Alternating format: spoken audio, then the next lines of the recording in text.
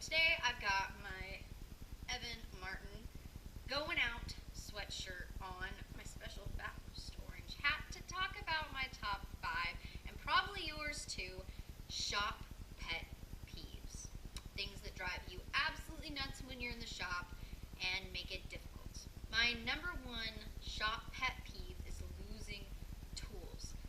It's so frustrating, and I'm the worst at it because I'll take a tool and someone will be like, oh, let's go for a coffee break. I'll be like, sure, let's go for a coffee break, and then I'll put it down and I won't remember where I put it down, or I'll just be in the middle of like taking out the seat, which is one ratchet, one extension, usually just one socket and a wrench. And if there's two sockets in removing that seat, if one nut on that seat mount is a different size, I guarantee you I'll probably be losing one of the sockets, and it's going to take me 4 times as long to finish the project because I'm going to spend 90% of the time searching for that darn socket.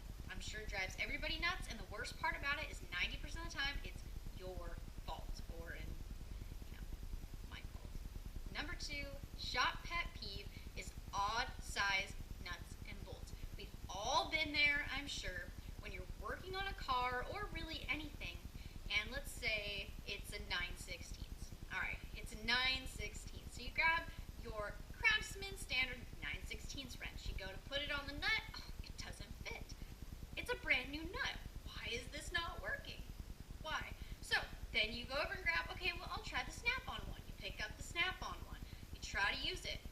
Oh no, it doesn't fit either. They're both 9/16. So then you gotta dig through your 24 off-brand 9/16 wrenches, and lo and behold, there's one that fits. Okay, it fits that bolt. Now, you go to the next 9/16 size bolt right next to it, holding the same part together from the same manufacturer, and it doesn't fit that wrench doesn't fit that one either. It drives me nuts. So then you've got an assembly line of 4+ wrenches. They're all the same size. The nuts and bolts, they're all the same size, but it takes 4 to 6 wrenches to take them off. I always think that the magic fix for this is just to go buy a crescent wrench, because then I can make it fit whatever size I want, but I always get yelled at whenever I use one. But sometimes you can't always find the right wrench for the right bolt. Anyway, my number 3 pet peeve is people that don't put the air hose away. Yes, sometimes this is me too. 9 times out of 10, it's hanging up on the wall or raveled in a corner. And so when you use it, you're dragging it all the way across the shop or all the way down the trailer, and you're going to trip on it. Somebody's going to trip on it. And then after so many times of tripping on it, the little nozzle, it gets bent, and then it leaks. And now you're dealing with not only, especially if it's nitrogen, because you've got to pay for that stuff, it's running all the air out of your air tank. If you don't have a compressor, it's driving you nuts with its sound, and everybody's tripping on it, and you got to go buy a new attachment for it. And those things most of the time aren't cheap, because anytime you get the cheap ones, they're almost guaranteed to leak. Number 4 pet peeve, I'm not sure if everybody has to deal with this. It's working in a space that's way too small.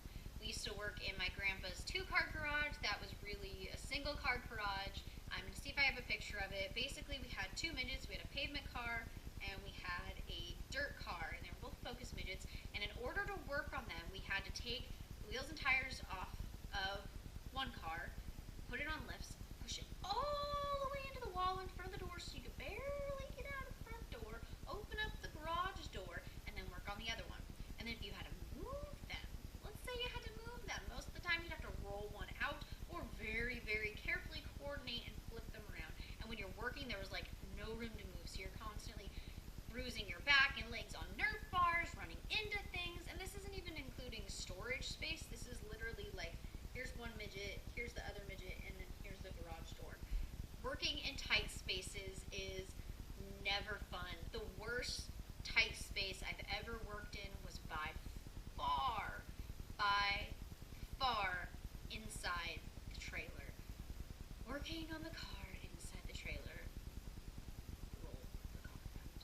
Finally, my number 5 and biggest, worst shop pet peeve. I'm sure I'm not not the only one that feels this way, has to do with the pressure washer. Pressure washers, we need them. We love them, especially in dirt racing. They are your best friend, but they're also your worst enemy. I hate being cold. Like, one of my least favorite things.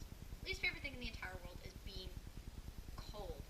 And I feel like almost every pressure washer I've ever used leaks, whether it's the nozzle that leaks that's spraying back at me, or it's the actual system itself, the big case itself that's got water pouring out the sides, or where you hook the pressure washer up to the hose. It's always leaking.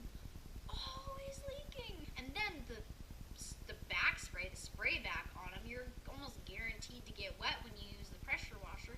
And if you're lucky enough to have it heated, you're only warm if it's warm outside. If there's any sort of wind or a breeze, you're gonna get cold. Pressure washing, biggest pet peeve of all time. It's cold, you're almost guaranteed to get wet, you're almost always broken. Yes, they make the job easier. Yes, I would rather use a pressure washer than hand wash it, but it's just so much better if it's fixed and I've got a big rain jacket on. Don't like being cold. Pressure washers are almost always broken. Pressure washer equals being cold and usually wet. Alright guys, those are my top 5 pet peeves. Comment below, tag me on Twitter, tag me on Facebook, #ShopPetPeeves. Let me know what your biggest shop pet peeve is. Thank you so much guys. Make sure you're following me on Twitter @ABixRacing, Instagram @ABixRacing, and www.arielbigsracing.com. As always, be relentless. Hi everyone, it is day 2 of SEMA. Woo! What do we got going on today, Cora? I even got Starbucks today. Hey! Hopefully check the drifting events out more. Check out the Cars and Coffee.